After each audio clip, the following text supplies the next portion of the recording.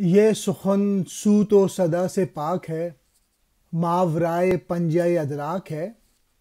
حرف معینے سے ہو شرمندہ میرا، شکوہ معینے سے اس کو واسطہ، زندہ معینے حرف بن کر مر گیا، سوز اس کا تیرے دم سے چل بسا۔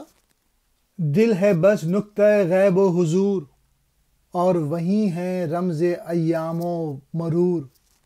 رکھتا ہے خاموش نغمہ ساز وقت، ڈوب کر دل میں سمجھ لے راز وقت۔ اقبال یہ کہہ رہے ہیں اس موضوع کا تعلق جو ہے سراسر جد و جہد، عمل، ایکشن سے ہے۔ باتوں یا لفظوں سے اس کی وضاحت ناممکن ہے۔ اس بات کے لیے آواز درکار نہیں۔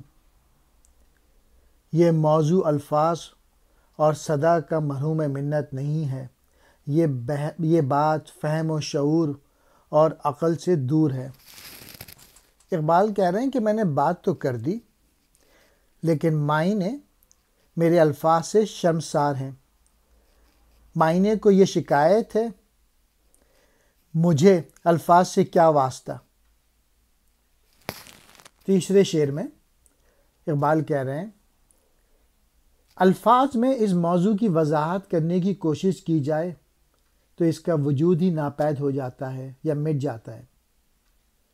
جب ایک جاندار موضوع الفاظ میں بیان ہونے لگتا ہے تو وہ مر جاتا ہے۔ تیرے سانسوں سے اس کی تپش اور گرمی مٹ جاتی ہے۔ سانسوں سے مراد الفاظ ہے۔ در حقیقت وقت کی اوجھل اور ظاہری صورت دل میں پوشیدہ ہے، یعنی وقت جو ہے وہ ہر لحاظ سے دل سے ہے۔ اس کی گردش وغیرہ کی حقیقت بھی دل ہی سے متعلق ہے، اور دل کے معاملے اور جذبے الفاظ کی گرفت میں نہیں آتے۔ وقت کے ساز کا نغمہ جو ہے وہ بے آواز ہے۔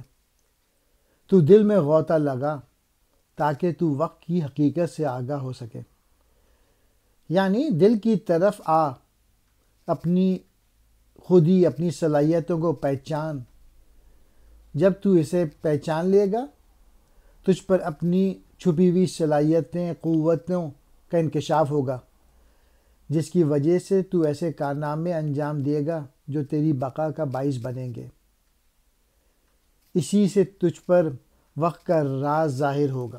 سخن سے مراد ہے یہ بات، صوت و صدا، آواز سے خالی، آواز کے بغیر۔ ماورائے پنجۂ ادراک ہے، یہ بات سمجھ سے باہر ہے، عقل سے باہر ہے، سمجھ میں نہیں آتی۔ حرف معینے سے ہو شرمندہ میرا، یعنی میں نے بات تو کر دی ہے، الفاظ سے شرمسار ہے۔ زندہ معینے حرف بن کر مر گیا۔ جب زندہ معینے الفاظ میں بیان کیے جاتے ہیں تو وہ مر جاتے ہیں، اور وہیں ہے رمز ایام و مرور، زمانے اور گزرنے کی صورتحال کی حقیقت دل میں ہے۔ نغمہ خاموش، ایسا نغمہ جو سنائی نہ دے۔